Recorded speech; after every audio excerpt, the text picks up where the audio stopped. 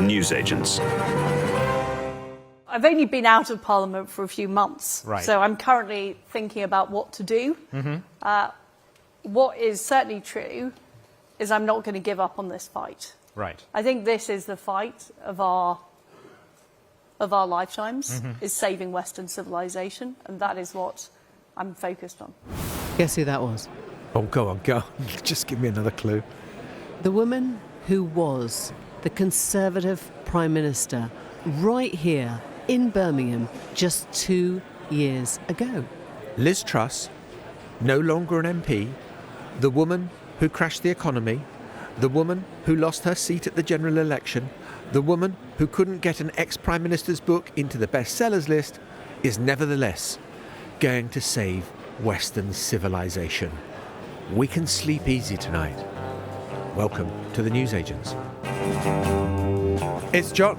It's Emily. It's Lewis. And it's Monday and it must be Birmingham. And here we are at the International Conference Centre in Birmingham for the Conservative Party conference, which I have to say, having been coming to these events since Thatcher's penultimate conference, this is the weirdest by about 1 million miles. It is curiously upbeat. And I should say that something happens to your brain at about this stage in the conference season. So you start sounding embedded and sort of part of the furniture. But weirdly, something is happening here that has given it an enormous energy that I don't think we felt last week. And I would almost argue we haven't felt at Tory conference for years. And I think that's partly because the gloves are off, the rules are broken, there is no leader, really. There are no talking points, there are no policy sort of commitments. They're freewheeling. And so it's given everything this enormous energy. The two events I went to last night were absolutely rammed. There were queues of about 200 people for each of the fringe events. Isn't that because it hasn't got a focus? Isn't that because there is... What are everyone doing here? And they're finding reason to be here. You used to go into the hall, you'd listen to the minister, the shadow minister, and all the rest of it. And now, what do you do with yourself? I think there's two reasons why this feels weird. One is that it's not like any other conference, certainly since 2005, when the Tory party last did this, when they had a kind of beauty parade. You know, you walk into the convention centre here, and you see, the first thing you see are four kind of almost like Soviet-esque kind of banners, almost like members of the Politburo. See banners sort of like hanging down of the four leadership candidates. You know, normally all conferences are, even if the leader is really unpopular and struggling, basically, fundamentally, about the leader of the day. They're hierarchical. They don't have one, and so as a result, this is not a conference. It's basically a 3 to 4 day hustings, networking opportunity. And because, I mean, you just remember, you know, this is ultimately going to go to the Tory party electorate of the 150,000 or so members, maybe fewer still.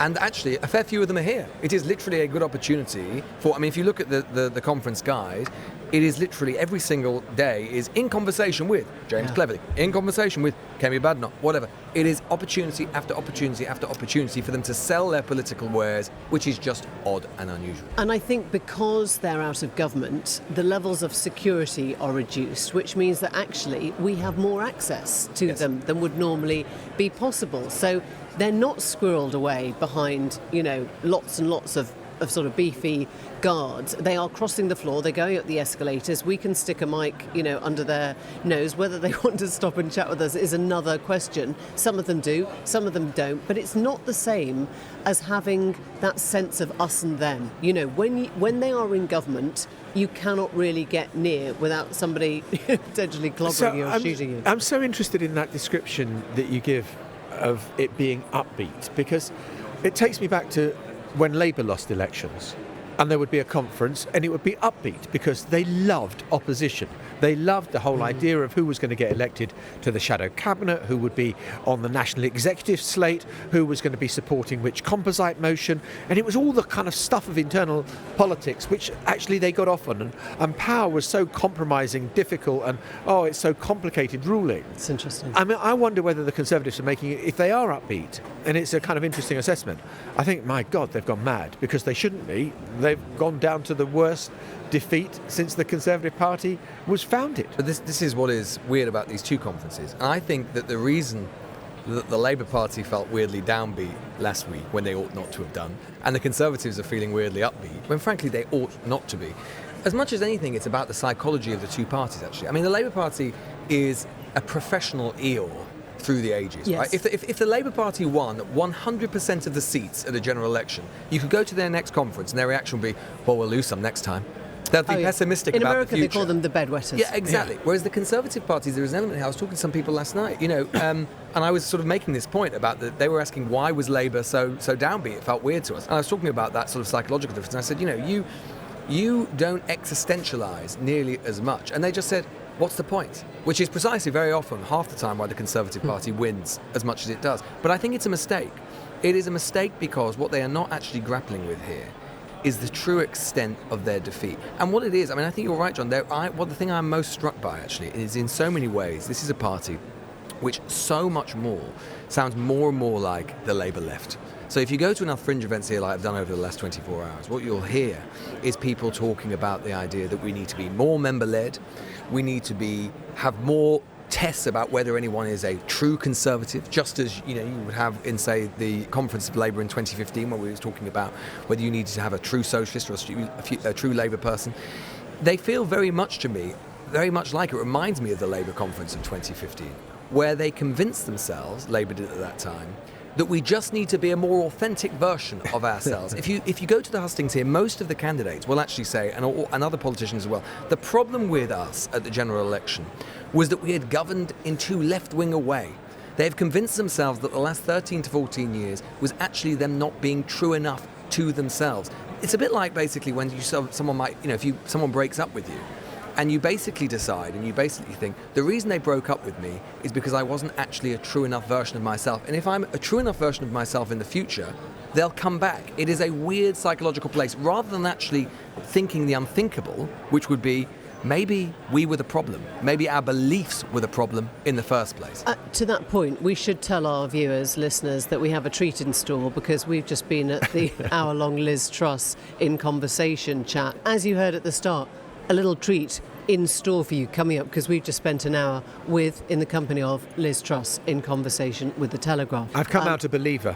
Yes, and something has happened to our heads in that time because she has reminded us that she is not to blame for anything that happened, and the Bank of England is solidly to blame for failure to implement her mini-budget, and the media are also to blame for not interrogating the Bank of England.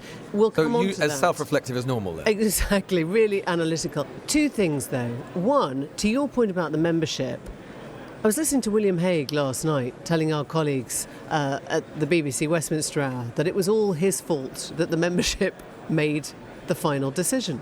And this is something that people have been quietly saying for years, which is, why don't you land the final decision with a parliamentary party? Why do you insist on putting it out to, as you say, an ever-decreasing number of members who tend to go to the sharp tack right. And have become more radical over time. And have become more radical and have got, as we know, a series of their decisions wrong, whether it's, Ian Duncan Smith or Liz Truss or, Michael Howard and the rest of it. What cannot happen, of course, even though William Hague, who made that policy decision, has admitted it was a mistake, is nothing can change. So it is still in the hands of the membership. But the other thing is that you're listening in these fringe events to one take that is always trying to please the room they're in. So last night I was at the Friends of Israel, sort of hustings, and all four candidates were speaking there, and not one of them mentioned Gaza or a two-state solution. The only person who actually offered something that you would have thought is kind of fairly representative of where most of this country is the Shadow Foreign Secretary Andrew Mitchell. And he got a boo for it, which tells you about the room, not the electorate. So you and I just sat through Liz Truss, and the room was packed. I mean, yeah. Okay, there's not much else to get going on, and if you're not going to go to Liz Truss, what are you going to do? And as I've said, there's no one in the main hall because it's not a normal party conference that's taking place. But listening to her talking about what the Conservative Party needs to do, and that Britain is now a socialist country, and it was made socialist during the Conservative years as well as during the Labour years, and if only we were doing more fracking, then Britain would be fine, and if she had still been the leader, then obviously the Tories would have done far better in the election. There are people who believe this, and listening to her used the language of the alt-right in America about lawfare this, and it was kind of took me back to being saying back she's in the US. excited about seeing Donald Trump win the next election. Absolutely. And and then she gets asked the question, which I think it's worth just playing this clip because I didn't see the answer coming that came, is when she's asked who's responsible for woke culture, and the person that gets the blame, Clement Attlee. I think there's been a long history of problems in Britain. I think you can date a lot of them back to the Attlee government, things like the Town and Country Planning Act, as to why this country it's become too welfareist. It's become personal responsibility has been diminished over time. So I think some of these things have quite a long legacy. But the real push on woke, and it's interesting, it's happened both sides of the Atlantic. I think it started in academia. It then filtered out into institutions like the civil service, like the BBC, and is now in the corporate sector. I mean, Ernie was massive on woke. Ernie Bevin. I mean, all of them were. I mean, once you started getting him on it, they would wang on about Flags it all day and long. flags Oh, and my lanyards. God. Lanyards, that lot Culture, were politics. awful. Honestly, shut up, Ernie and Hugh Dalton. And the rest. Look, I think the fact that the queue for Truss was so long that she still generates so much excitement. B, that there remains so much interest in and sympathy for her takes about recent events. And C, that she herself seems absolutely unwilling to retreat from the battlefield of Tory politics. It would really concern me if I were any one of the four leadership candidates, and it would absolutely delight me if I were in number 10 Downing Street, because it means that as long as she's still on the field, on the pitch, that they can continue to weaponise her and use her, and frankly, that there is still, as I say, genuine sympathy for her. If I won the next Tory leadership contest, if I were any of the four, I would ban her from the next conference. And you know what? I would. And that is a fight that I would be absolutely willing to have, because I would say, I'm sorry. No, I would just say, I'm sorry, you have, you delegitimized our party, you damaged our party. It'd be a clause 4 moment, and it would show that person, it would, that they had guts. We were in the hall and we were trying to work out who was there. I mean, obviously there were some journalists who were kind of not arguably, waiting for a car crash moment. They came. But I guess the rest of the people who were there were the members who had originally voted for her and wanted to sort of self-reinforce that they had got it right all along. And everything she said was about her not being to blame and her not having been given enough time and why the media had sort of got things wrong. And on the way out, we talked to Michael Gove. And if you cast your mind back to 2 years ago, Michael Gove was actually the one that put the knife in to Liz Truss when he essentially just rubbished her budget live on a Sunday show. And this time we said, what do you think is going on here? He's just taken on a new job at The Spectator, and he said he's going to put most of what he thinks in The Spectator, and he's trying really hard not to answer our questions. Well, to not answer and be entirely clear with what he really thinks of Liz Truss. Have a listen. Well, Liz is Liz. You can do better than that. Come on, what does that mean? Liz is Liz. I don't want to be uncharitable towards anyone who has been through the ringer electorally. So I'm going to use The Spectator in order to articulate more and more. But at this stage, I think I'll exercise an element of restraint. She thinks she could have done better at the election than Rishi Sunak. Do you share that? I think that's a counterfactual that is impossible to prove. Yeah, that was Michael Gove with a twinkle in his eye, damning with as much faint praise as it was possible to muster for Liz Truss. I think the other thing I want to say about, she went after the governor of the Bank of England, Andrew Bailey, again and again and again, and in kind of pretty stark terms, in a way that he just can't answer back, can he? You know, he's a public servant. He can't get into a fist fight. John, this is what I mean. Ban her. Like, she's a woman who shared... No, but you think I'm joking. I'm not. I think it's a genuine I know political you're play. hard line on these things. No, I'm not. This is a woman who shared a platform with Steve Bannon. right? She went on a show. She is showing no sign whatsoever. She is disappearing further and further down the rabbit hole of online conspiracy world. She's an embarrassment to her party. She's an embarrassment to the country. And honestly, if a leader wanted to show they had some guts, they would ban her from the next There was an election, from the next incredible conference. moment where Tim Stanley, who was interviewing, said, why do you think there aren't any sort of right-wingers like us in academia? And she said, have you been to a university? And that was such an extraordinary thing to say, because you are, picking a fight with higher education? Well, she hates university. She hates everything. She hates It's all all part of the institutions. liberal neo-Marxist establishment. Yeah. But the problem is that, okay, so Truss is considered in the country to be a joke. But as I say, she's not considered a joke by large parts of this party. I suspect her influence will continue to grow. And actually, if you go to enough hustings here, or enough of the events, I mean, I went to one with Jenrick last night. We'll talk more about the politics of the individual candidates in a minute. But listening to him, and okay, he's got to play to his electorate that he's got, which is the membership. That's entirely fair enough. Keir Starmer did the same thing in 2020. But it's like, going through a series of, talking points of the alt-right or the online right repeatedly. And they are leaning into the idea of being as zealous as possible. I mean, Jenrick said that the reason we didn't deliver over the past few years was primarily that we did not have the ballast of knowing what this party believes in. A broad church, but a common creed. We need to give this party back some religion, right? Before saying we need to leave ECHR, it's leave or remain, and I'm for leave. He talked about what a woman is.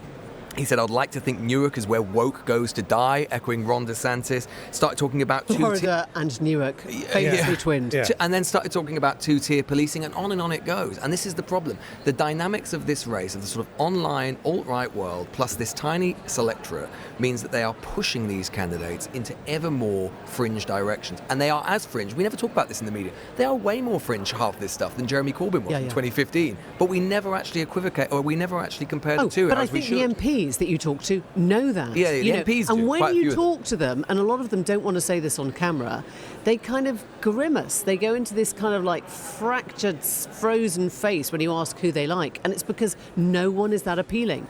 And, I asked one of them anonymously, do you think that Jenrick's got it? And they said, I think he might have it in 10 years' time. Right now, he's Hague. And I said, is that a good thing or a bad thing? And they went, no, it's a bad thing. But whoever gets it will fail. So in a way, they might as well choose the person who's going to fail the quickest and then get on with the next one. Well, in a moment, we'll be discussing the policies of the four candidates, but each of them had one very good bit of news in the Liz Truss meeting that we've just been to. She's not going to endorse any of them. Phew, you could just hear the sighs of relief. Right, for those who are not as obsessed with intra-conservative politics as we are, which, let's be honest, is most people, and probably most of you, it might be worth us running through. I think actually most people are here and listening. I keep on bumping into all our listeners here. And so I'm very conscious that when we say something, we might bump into the person we just talked about. We've just said there aren't that many people here, so we don't want to allude negatively about our audience. But so, the four, just running through who the four candidates are, and they're going to be whittled down to two by MPs before it goes to the final membership. It's generally perceived that the two frontrunners are Robert Jenrick, who was the immigration minister and resigned from Rishi Sunak's government. Kemi Badenoch, who was the business secretary, now the shadow business secretary. And then we've got James Cleverly, the former home secretary and foreign secretary. And Tom Tugendhat, the former security minister, as I say. The day was in a way defined, or the first day of the conference, it was defined by a bit of a bust-up, particularly between Badenoch and Jenrick. Up to now, it's been a pretty tame kind of leadership contest. There's been CCHQ have been very insistent that weren't too many blue-on-blue attacks. That lasted for about 15 minutes on the first day of Conservative Party conference, when really ignited by this comment that Kemi Badenoch made to Times Radio, where she seemed to imply, although she later denied it, that she didn't think that statutory maternity pay was such a good idea. Maternity pay varies depending on who you work for, but it is a function, where it's statutory maternity pay. It is a function of tax. Tax comes from people who are working. We're taking from one group of people and giving to another. This, in my view, is excessive. Didn't have that on anyone's bingo card, did we? That maybe maternity pay was back. Yes. Who would have thought that maternity pay would be the issue on which kind of, Kemi Badenoch's campaign really hit a bump in the road? And Clement Attlee was very much in favour of it, of course. Yes. And well, of course, it was, and I saw Clement Attlee, woke bar. There we are. That's the quote of the day. I bumped into one of Kemi's people that's running her campaign, and, well, you can take any quote from an interview and take it out of context and do... No, I think it was pretty clear what Kemi Badenoch was saying. I think it's hard to listen to it and think, is there any other explanation for what she has just said? Well, I caught up with her and I asked her exactly what she meant by those remarks and whether she thought that it had been damaging.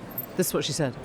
I have given a statement and said that maternity pay is important. If people want to have a confected row, they are well within their rights to do that. But I am having a serious conversation in this party about the existential crisis that faces us. Who's confecting it? And, you tell me. You're the one who's asking the question. But what I'm saying... Do you think there wasn't a row? What I'm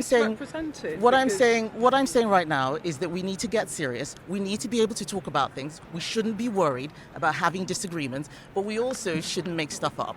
And what I'm most keen to ensure is that we have an honest debate. What was made up? Serious and honest debate. Just clarify, what was made up? Do you feel Thank you so much. Kemi? Thank you. I've answered enough questions, but thank you so much. We're Excuse all me. done now. Thank you.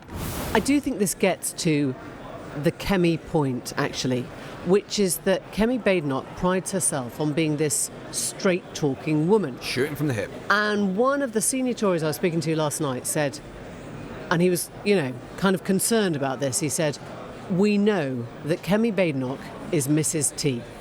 We just don't know if that T is Thatcher or Truss. And the trouble that Kemi has, I think, is that she wants to be straight talking, but she doesn't know what her next line is. So as soon as she's interrogated, even a tiny bit, as soon as there's a follow-up question, whether it's on the culture issue of which culture should be allowed to immigrate, whether it's on the question of maternity leave and what should be the right level, she backs off and then she blames the questioner or the media or whoever is then writing it up. And so she has this sort of paranoia of what she's just said, and then does a bit of the Liz Truss thing and tries to sort of turn it on the media. And I think it's not a healthy place to be. I actually think the maternity row has been deeply damaging, not because of what she said about maternity, but because she's gone there and then sort of tried very, very hard to sort of, she's flailing around and sort of hitting out now at everyone. So I think that Kemi Badenoch is that she's not Thatcher, she's not Truss, but she is someone who was very close to Thatcher. She's Norman Tebbit.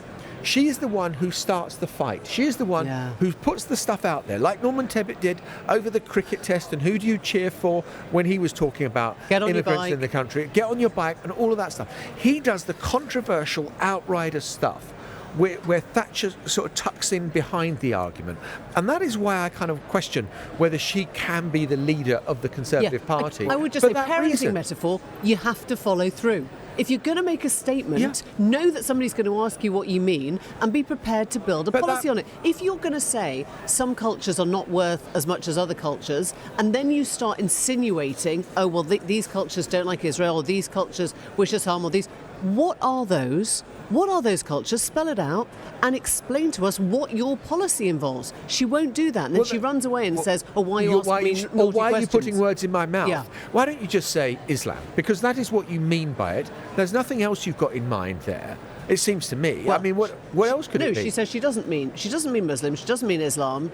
And so you're like, well, what is the policy you're constructing around this then? Because fundamentally, you're going to have to write that down and give it to the civil servant at some point. When I listen to Badenoch, actually, since Thatcher's come up, I actually think about a quote of something that Thatcher once said about Enoch Powell, where she said that, the problem with dear Enoch is that he's caught in the remorselessness of his own logic.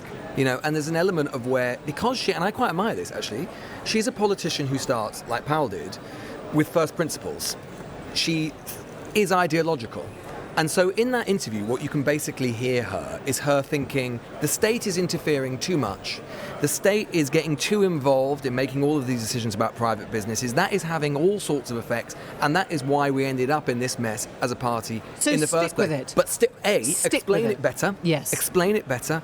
Actually explain how you get from point A to point B to point C, and then, as you say, Emily, don't then try and retreat from it, because actually, and this is what she's trying to set up, right? She's trying to set up the idea that she is the politician of first principles, she is the Thatcher ideologue type figure, which this party still continues to yearn for. It's why Truss actually won in the end. She set herself up in a very, very similar way. And, in a way, what this party is confronting, let's assume for the moment might not be true by the end of this week, but let's assume for a moment that the two frontrunners remain, Jenrick and Badenoch. What this party is basically confronted with a choice of is a man who will say anything and a woman who will do anything.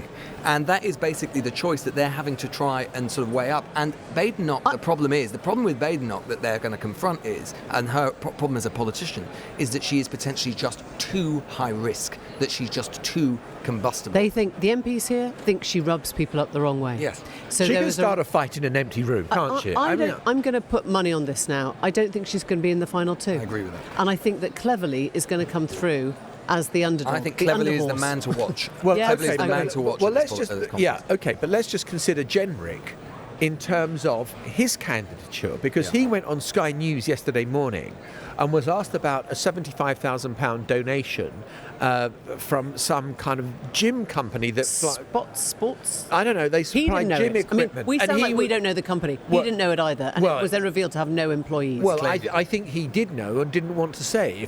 Let's just have a listen. It's a perfectly legal and valid donation under British law, and we've set it out in the public domain in the way that one does with donations.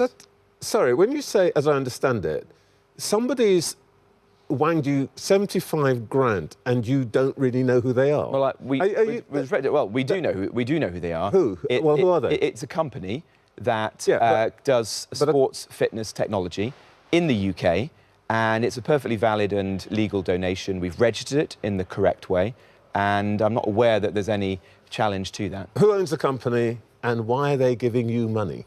Well, the owners of the company are set out on Companies House in the normal way, and the company obviously support, like many others I don't know do, they are, by the way. They have no employees, My apparently. vision for the future of the Conservative Party and the country. I mean, that was shaky.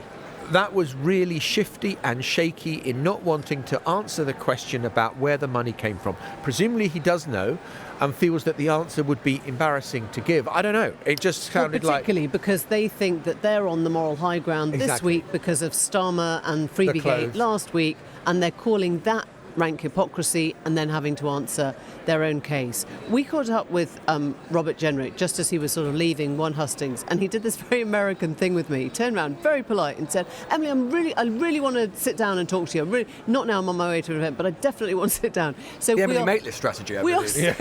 are so excited about welcoming Robert Jenrick onto the newsagents whenever you have that moment. We'll try again tomorrow. This time, the conference. Hi. Hi. I would like to talk to you. We're just en route to an event, Of but course. hopefully there's Can we another come and find opportunity. you again? I'd Okay. like that. Sure, Have a thank you. good day. Thank you. The thing to understand about Jenrick, if you're not familiar with him, is that he is trying to pull off the kind of zeal of the converted energy. Because he, of course, was actually known as being a, reasonably kind of centrist, kind of conservative, reasonably liberal conservative. Over the past few years, he has been on something of a journey. He claims to have almost been kind of, maybe radicalised is the wrong word, but certainly transformed a little bit in office, particularly in the Home Office, because he says he believes that he saw the way the state operated meant that you couldn't get true conservative policies through. He's made a big play about immigration in particular and leaving the European Convention on Human Rights. As the immigration minister, As the immigration minister, he resigned from Sunak's government over it. So he's playing the politics. Look, I was in that hustings last night. I have to say, he spoke very fluently, spoke well, quite compelling in some ways. But he is trying to tickle the tummy in every single possible way in that list that I described earlier of Conservative activists here. The question is whether they believe him and whether they think what he's saying is actually credible. And then you had Cleverly at the same hustings today, or the same event today, saying that, trying to make a very different pitch, and I think this is the sort of cleavage that we'll see if it ends up being Cleverly versus Jenrick, which is to say, this guy's lying to you. This guy is actually trying to sell you a pup, that he's giving you easy solutions that he knows won't work on things like legal migration caps, signed off by Parliament, on leaving the ECHR and so on, and position himself as the grown-up. That will be the cleavage between them if they end up in the final two. Yeah, well, and I think that Cleverly gives a good account of himself. I think that he is the safe pair of hands. If you were looking for a candidate who can sort of, he may not be have the intellectual spark of a Badenoch or the kind of ruthless ambition of Jenrick, But, he came across pretty well when he was Foreign Secretary. He came across pretty well when he was Home Secretary. I think that he is a kind of popular figure in the Conservative Party in terms of balancing the two things that you need. One is to appeal to the base, and then the other is to appeal to the country.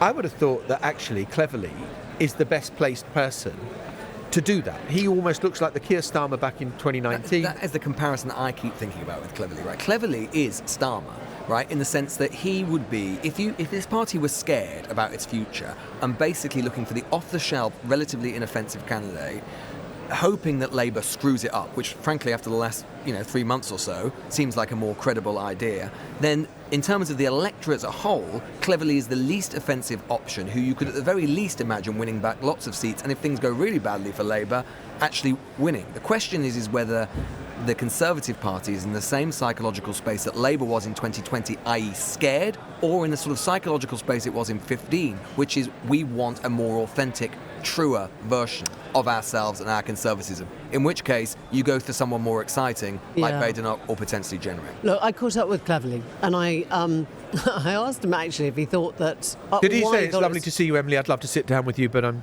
rushing? He stopped to chat, actually, and I said, why do you think there is this upbeat feeling here? And then I said, do you think you'll get into the last two? And he nearly spat at me. Have a listen. James, it feels strangely upbeat, this conference. How do you explain that, do you think? Well, because we love coming together. This is the family. This is the family. This is the clan. We love coming together. And actually, we've got a challenge on our hands. We've got a real opportunity. If we grasp it straight away, take the fight to Labour, we know we can win. And that's why there's a buzz. And Labour, lazy, arrogant, complacent, no plan for government, messing up from day one, mired in controversy, stealing money from pensioners, giving it to their union backers. We've got work to do, a huge amount of work to do, but we're up for the fight. And you can see here, my team absolutely want this. How do you view your chances? Last Very two? good. Excellent. Last one. I'm going to win it. I'm going to win it. So he thinks he's going to do it. I think what's wrong with this analysis is that he is so known. I mean, he's done all the big jobs already, and he's part of the administration that got them the worst ever result. They all were. That's a weakness for all of them. I mean, that's the problem. I mean, Except there's no Tom clean Tugendhat, skin. who we haven't talked about yet. Tugendhat was a security minister. But he was a minor one. He was He'll be very upset if he heard you say that. He did not have a senior front. I mean, that house. might save him. I mean, look, when I was speaking to Luke Trill last week, More in Common, he said, look, what the country can see, but the Tory membership can't, is that Labour is most threatened by Tugendhat. Right? It's simple. It's a no-brainer. If you start to go off Starmer because you think, oh, he's not quite the person I thought, then Tom Tugendhat looks like a sort of safe option for people who voted for Keir but wouldn't vote for Kemi. But he will never, ever get it because the membership just won't trust him to be Tory enough with it. I think what this last few days is a reminder of, though, more generally when you think about politics outside the Conservative Party and what politics is going to look like after this election is concluded in November, is it is a reminder that for all of Labour's travails, which have been significant since they took office, we have been living in a very artificial period where the Conservative Party has been completely off the pitch. The last 48 hours reminds us in terms of the problems Badenoch has had, in terms of the infighting that there's been already about that. And that she's blaming Jenrick's team. There's now a real divide between Badenoch saying that Jenrick is trying to stir up all of the stuff about maternity leave and so on. It is a reminder that it is quite likely that this party is not especially united at the end of this process, and that once they actually have a leader in place, because they've not had a leader, that they themselves will be back on the pitch generating political difficulties, there will be controversies, and politics will resume, that Labour-Conservative fight will be normalised again, and there will be problems, political problems for the Conservative Party, just as there have been for the government. So this last few months has been a rather artificial period in our politics. But look, if you take the historical sweep and go from the downfall of Thatcher onwards, the Conservative Party has not been united at any point. The battles have gone on and on and on. And they're at their most ideological point now than they have been in that entire time. And the nearest they got to unity was when Boris Johnson was Prime Minister, won an 80-seat majority and had booted out anyone who he didn't like because they had gone against him. I also think the problem is this moment. I was in the bar last night with a senior Tory, another senior Tory, and I said, which one are you interested in? You were in the bar with everybody. Well, I would say one of the things that makes the fringe events more like a party here is there is wine at everything. There's literally wine at everything. So whatever room you turn up to, somebody hands you a glass of something, which makes you feel like you might as well stay and listen. Anyway, this person last night, I said, which one are you backing? Which one are you interested in? And he just looked at me and went, do I give a shit? I've been in America campaigning for the Democrats. And I was like, whoa, things you don't expect to hear at the Tory conference. Of course, this time at the Conservative Party conference, there are an awful lot of people looking for a job. Now, there's no Yossa Hughes saying, give us a job, give us a job. With the newsagents. It feels like there are Conservative MPs who are kind of almost handing out their CVs, looking for employment now that they are no longer in the Houses of Parliament. I find it really hard. You know when you play that game with celebrities, like, are they dead or not? And you can't remember, like, do you know what I mean? That one where you're like... What game is that? Well, It's all fun and games at the Maitlis household, such a good parlour game, Dead or Alive. Grover Cleveland, Dead or Alive. You keep on forgetting. You keep, it's like Butch Cassidy in the Sun. But you're facially blind, so you think you don't even recognise it's a terrible game for you. Anyway, I'm doing that now with the Tory MPs, and I'm like, oh wait, oh no, you didn't lose your seat. Oh no, you did lose your seat. Yeah. I bumped into 5 that shouldn't be here. Ghosts. Yeah, they're ghosts, but they're here and they're very much part of it. And I guess because it is still... they're still members, aren't they? Yeah, they're still members, yeah. So they're members even if they're not MPs. So in a way, they have more say now as part of the membership than they do if they're part of the parliamentary. It must be so humiliating. You've lost your seat. You don't quite know. And there were 1 or 2 people at the Labour Party conference who also kind of, because of certain circumstances had lost their seats. You just don't know what to do with yourself. You're not... I think it's knee-jerk. You just carry on coming back to Birmingham in October. The Constituency Association... Hotel booked. The Constituency Association don't want to meet with you. I bet that is right. I bet they've all booked their hotel rooms already. No, well, they're just like, well... Well, but the biggest example of nice this of all... breakfast. The biggest example of this is all, right? The biggest ghost of all, not lost his seat, but it's Sunak himself. I mean, I arrived yesterday and he was sort of... he just did a few receptions. He did a little farewell speech at a reception. Literally came in and out. Saw him, he was opening a bakery in Sutton Coldfield. No, he wasn't. Yeah, he was. Did you deliver to Santa Monica by any chance? No, he was. I know. It's sad. Well, it's a good, honest job. It's a good, I'm honest glad he's job. opened a bakery. That's a wonderful thing to do. Yeah, exactly. Yes, I'd like this loaf of focaccia there, and yes, Santa Monica Boulevard, please. But Thank he you very much. basically came in, did his speech about 5 o'clock, 6 o'clock yesterday, and I think ended with something that felt like, well, good luck. Yeah. Hasta la vista, baby. Yeah, bye. Yeah. All right, and we're off too. We'll be back tomorrow. See you then. Bye. Bye-bye. The Newsagents. This is a Global Player original podcast.